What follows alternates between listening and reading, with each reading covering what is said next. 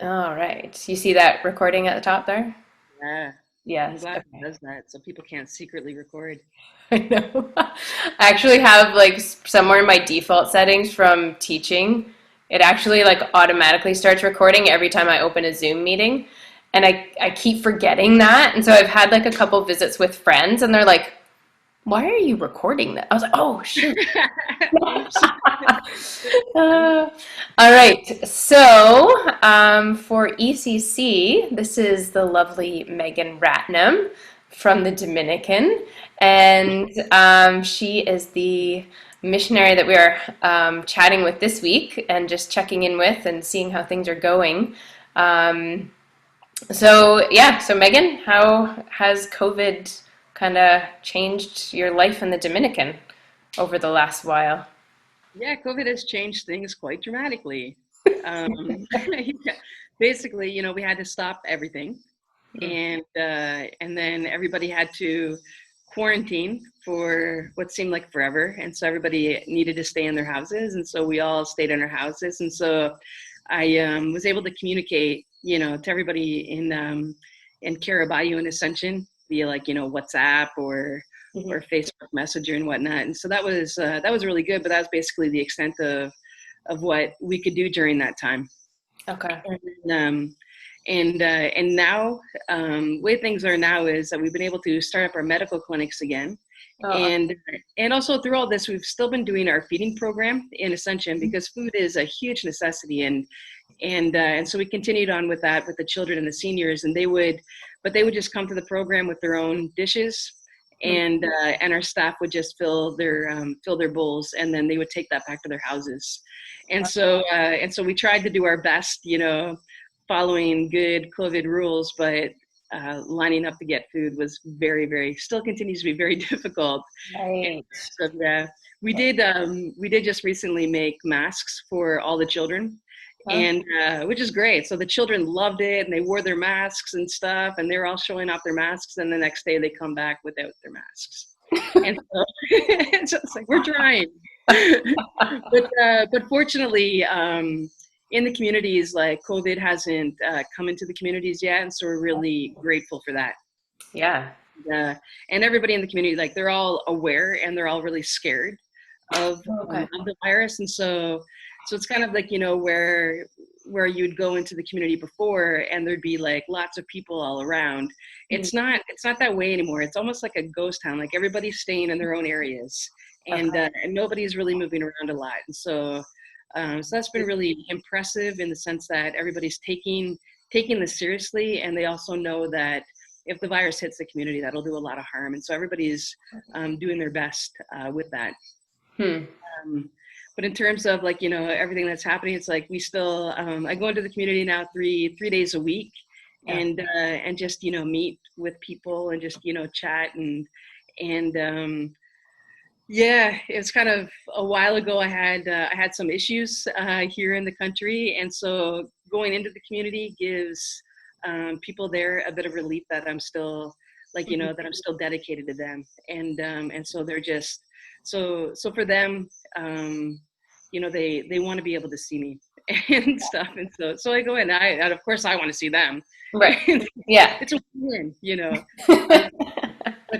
But in terms of talking about school, they're still talking about what they're going to do for school. It looks like they might not do school until January, Um, which would be good. But at the same time, I mean, the kids' education is important, and so yeah. it's really really hard. The numbers in the DR are not good, and as much as the government is trying their best to be able to contain it, it Mhm. still comes to the individuals in the country to be able to do their part, and unfortunately that becomes really difficult.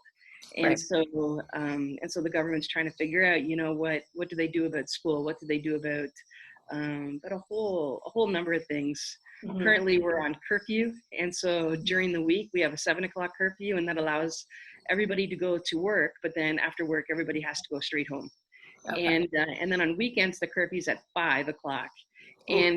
and that's really good. 5 o'clock curfew, not just because I love curfew, but but also it keeps it so that other people in the country won't come to Sosua or Puerto Plata to go to the beach because it doesn't give them enough time to go to the beach and then go back home. And Right. so we really like the curfew because it means that those provinces where the numbers are really high and out of control, people won't come and visit us. And so that helps maintain the numbers in our area, which is Okay. So tourism, like, is there still tourism within the country, and do you guys still have tourists coming from anywhere internationally or out of the country, or how's that yeah, working? yeah. Dominican opened their borders on July 1st, and I mean this country depends on tourism.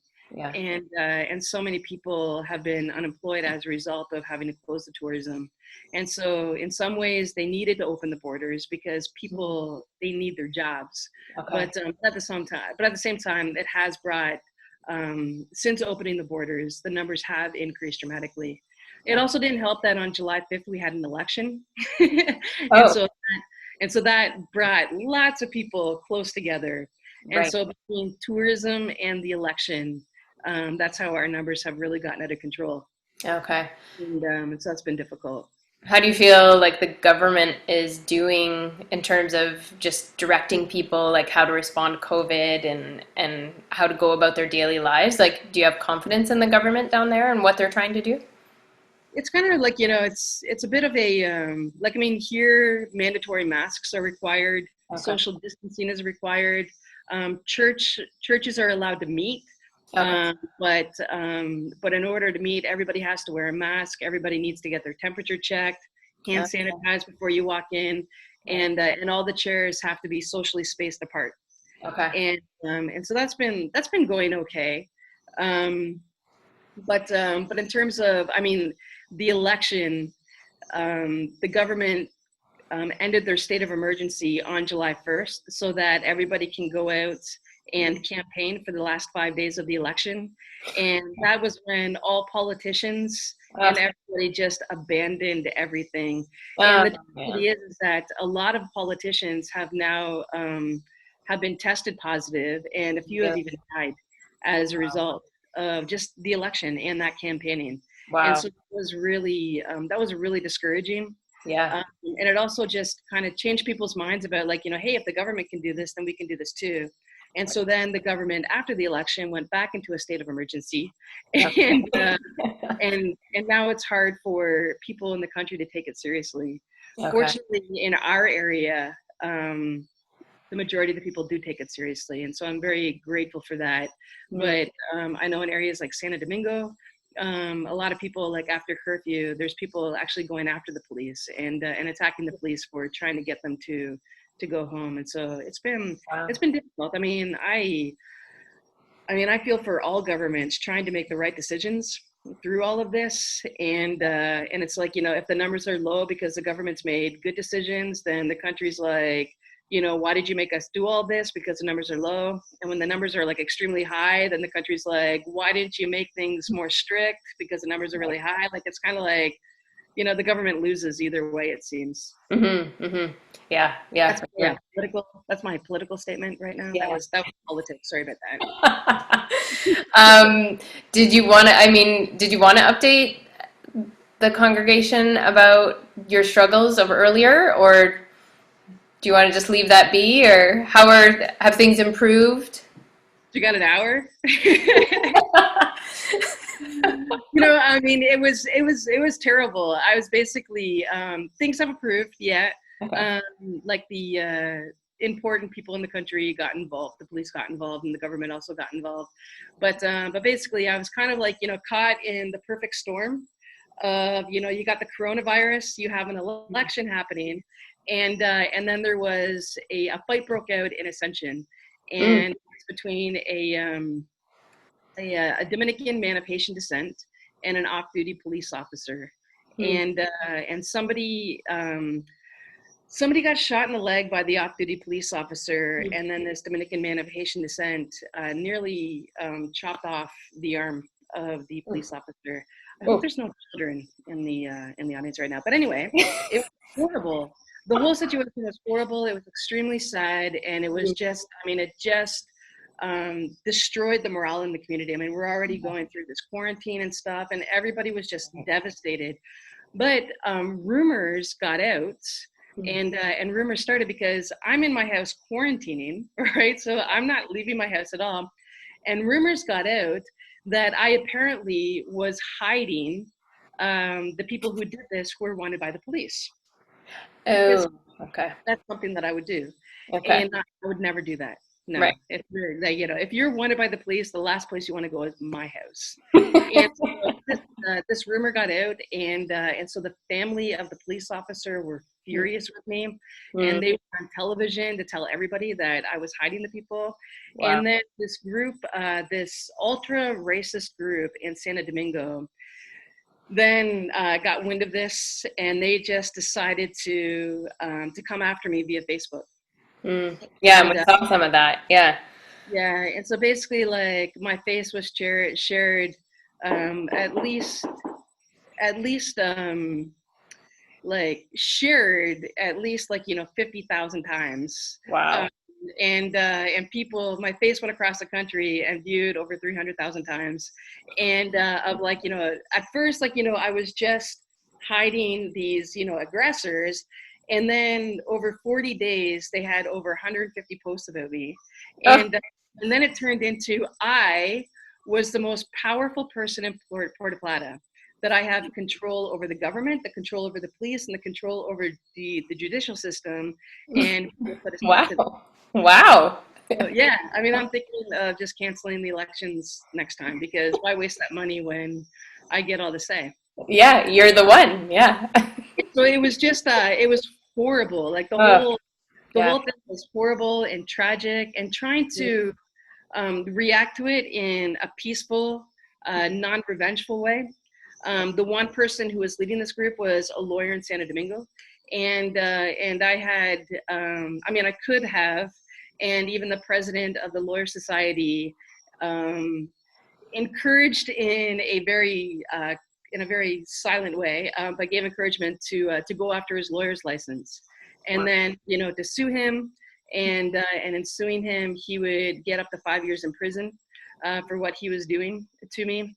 And but in doing all of that, that would have just prolonged this battle that we were in for a few years and stuff. And so I was trying to figure out, like, how do we resolve this peacefully and quietly and stuff. And unfortunately, this lawyer made a really bad mistake in that he told the country that I was planning a protest, and that my protest was for Haitian liberation, and so I wasn't planning a protest, but all of a sudden, people across the country were renting buses to come and stop my protest and stuff. And then I had people in Caribbean and Ascension wanting to, asking me if they could protest against the protests of the protest that wasn't going to happen. And so I told everybody, like, just stay in your house. Like, Yeah. just stay in your house. But on the Saturday, when the fake protest was going to happen on the Sunday.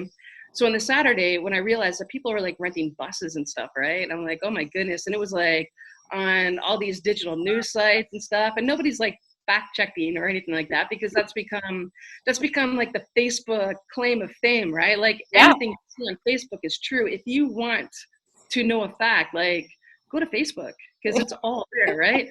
And so I was on my way to the Montiano, which is the town closest, to talk to the police there, to say, like, there is no protest, but there is a group coming in that that's going to protest what's not a protest. And so the community's in danger. And so on my way to Montiano, I get a phone call, and actually the head of police in Sosua was at my office in Ascension looking for me. All I was right. like, well, this isn't good. It's like, this is either way now. Like, I have no idea. And so I told him, like, let's meet in your office. And so I went to the police office and met with him in the office. And I had some really good friends with me that know the head of police really well. And so he was just kind of like, hey, Megan, it's nice to meet you. And he's like, I heard rumors that you're planning a protest. And I was like, I've heard those rumors too. But there's no protest. And he's like, no, we know that there's no protest, but we would just like it if tomorrow you just stay in your house. And I'm like, yeah, no Yep. problem at all. I will stay in my house. But in that's when this lawyer in Santo Domingo got in trouble with the police and also got in trouble with government Okay. for creating this much. And basically he was told that he has to leave me alone. And so Excellent. it's really nice. Yes. Yeah, but Huh. it was awful. It's like, Yeah. I'm staying in my house, and for 40 days, I would just like, go onto Facebook and think, I wonder what I did yesterday. And then see what this group said about me, like, Man. this is what I did yesterday. It was awful. Yeah. I did not enjoy it, but I do like, appreciate like the support that I have in the community, that the support that I have with the police and with the mayor even before all of this, the support that I have with friends and people that I don't even know, and just a lot of people contacted me the Mhm. first time I decided to go out, and I was really scared because some people had messaged really mean things to me. And so the first time I decided to go out and say like, I've really got to start living again. I've got to like, just get out of my house and stop being scared. I need to grocery shop. And Mm. so we went to the grocery store, and of course, the grocery store only allows a certain number of people in at a time. Right. And so there's this lineup outside the grocery store that went all the way to the back of the street, and everybody's social distancing, right? So Right. like, I'm like out in full view, and of course I had my mask on and I had a hat. So I looked very different than the photos that they were sharing, like, of me. But I'm like, oh my gosh, like I'm out in full view and I'm kind of freaking out a little bit, right? Yeah. Yeah. And so Travis and I get into the back of the lineup, and then this guy who's the manager of the grocery store, he just immediately comes out and he walks directly toward us, right? Mm. And so my heart is pounding. I'm like, man, this could go either way, like, And he's just like, hey, come with me. And so I go, okay. So I follow him, and then he just says like, do you speak Spanish? And I'm like, well, I pretend to. And he's like, we know what you do in Sosua, and we know Mm. what's going on. We just want to let you know that you never have to wait in line. You just come straight in Aw, the door. And that's I'm like, awesome. okay. Normally I'd be like, no, I can wait in line. Come Yeah. on, like, no. But this time I'm like, okay. And Travis is like, what's going on? I'm like, just come, just come. That's awesome. So you have like, I mean, we got the sense when we were there, like you have such a supportive community, right? And so it's fantastic that people came alongside you during that time, not only from a distance, but down there. And yeah, even something little like that, like that's fantastic. Yeah, Some guy you don't even know, like that's really cool. extremely. I was extremely grateful. Yeah. Yeah. Yeah. Huh. So things have settled down. Yes. Yeah. Things have Okay. settled down. Yeah. That's good. Yeah. Okay. I'm extremely grateful for it. And also like, I made um, the police officer and the father, who were extremely angry with me, Mm. we're at peace with each other. They've admitted that they made a mistake, and that they believe things that they should never have believed. And so that was really good. So we're on good terms. Fantastic. That's huge. I know, a lot of people from ECC have been to see you, and so when we got that prayer request, a lot of people were really concerned and just wondering, kind of wondering how things are now and stuff like that. So that's Yeah, I fantastic. appreciate it. I was really concerned too. So I really appreciate it. Yeah. Well, hearing more details now, I can see your concern for sure. Yeah, man. Yeah. Mhm. Just looking at my little notes here. Yeah. Um, I guess just any final thoughts or messages for ECC or prayer requests or updates you want to give from your end? Yeah, first of all, I want to thank you from the bottom of my heart for everybody who has donated and donate money for us to help us distribute food in the communities. It's been It's been absolutely amazing to see God work, and basically, like, you know, I don't know about you guys, but we didn't plan on a COVID pandemic, and Yep. and so we were like completely unprepared, and also from teams not coming down this year, we certainly got hit hard with funding, Right. and because a lot of our funding is dependent on teams. And so by teams not coming down, we got hit pretty hard with that. And then all of a sudden, you know, we see our communities and nobody's working. Everybody like lost their jobs. Everybody's quarantining, which means that that they don't have the means to be able to get food. Right. And it's been so amazing. People coming together to donate, people coming together to help with the distributions, and everybody just like, you know, coming together and being that body of Christ that that Paul talks about. And it's just been so great. Like on a weekly basis or a bi-weekly basis, we've been able to distribute food to everybody in the communities that we've been able to work in, and that we work in. And it's absolutely incredible. And with this next donation that has just come in, it means that we're going to be able to do another distribution. And so we've just been so excited to see God work. And also, like, you know, on top of that, you know, for the community of Caribou and Ascension, which is where I spend the majority of my time, you know, the one thing that they said, you know, through all this, through all the problems that I had been going through, and we were able to do food distributions all throughout. Wow. And that was something that they couldn't believe, Yeah. that I would continue to do that. And one thing that a number of people have said to me was like, you know, everything that we have done to you, you know, like, you know, as a, not that they did to me personally, but Right. everything that we've done to you, and that you would still continue to help us and to love us. Yeah. They're like, we just don't understand. And so it was kind of like, you know, this is the love of God. Yeah. This is Jesus, and all of us working together. Yeah. And we don't quit, because we don't do it for the applause of people, but we do it to serve God through the good times and through the bad times. Yeah. And so I'm just thankful that you all allowed me to continue to serve in the ways that you've allowed me to serve. So that I could continue to show the love that God has for everyone in the community. Yeah, no, I mean, we're really proud of the work that you're doing down there. And it was awesome to go see that firsthand. But then also it was really cool just how, you know, kind of the idea for the food distribution came from you, but then people from our team and our church seeing it on Facebook, and, you know, like Rick saying like, we could, I bet the kids would do something with that. Like, that's only $10, right? So it's awesome to hear just how, I guess just how much of an impact, but, you know, not only an impact nutritionally, but spiritually as well, right? Just that you're able to keep doing it throughout. And yeah, we're really proud of the work that you're doing down there. We think you're doing an awesome job. So, and we're really glad that the political stuff has died down for you, and that's kind of, that you've seen some closure there, because yeah, that does not sound fun at all. I wouldn't recommend it to anybody. No.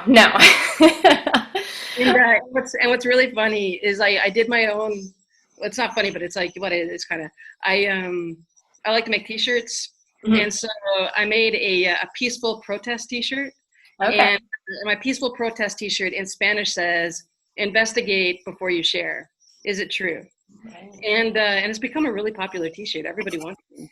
Nice. And everybody looks and they're like, "Yeah." And I've seen people go up to other people wearing the T-shirt and like taking a picture of it and then putting it for like their Facebook status and stuff like that. Awesome. Like, yeah, that's true. Investigate before you share. And it's true. Like, I mean, it's kind of like, you know, with this pandemic that we're going through, it's like, investigate before you share. And, you know, with elections, it's Yeah, like investigate before you share. And then, you know, with my face showing up on your Facebook page and saying something terrible at me, you know, investigate before you share. exactly. Yeah, that's awesome. I love it. I love it. Um, well, I don't want to keep you too much longer, but thank you for your time and thank you for the update. And it's great to just kind of hear what life looks like down there a little bit. And yeah, please send us prayer requests as they come up and let us know how things are going. And we'll be looking for those pictures on Facebook of the food distribution that Adamant sponsored. So yeah, Yeah, thank awesome. you so much. Hey, thank you. Okay, I'm going to say goodbye and stop recording, and then I'll really say goodbye. All right.